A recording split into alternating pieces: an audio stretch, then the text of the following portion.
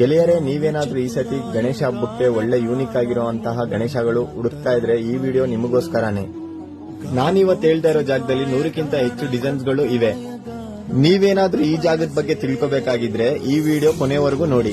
ಜಾಗ ಯಾವ್ದಪ್ಪ ಅನ್ಕೊಂಡ್ರೆ ವಿಲ್ಸನ್ ಗಾರ್ಡನ್ ಕರ್ನಾಟಕ ATM ಹತ್ತಿರ ವಿಘ್ನ ಐಡಲ್ಸ್ ಕಡೆಯಿಂದ ನಮ್ಮಲ್ಲಿ ನಿಮಗೆ 1 ಅಡಿಯಿಂದ 6 ಅಡಿಯವರೆಗೂ ಗಣೇಶ ದೊರೆಯುತ್ತದೆ.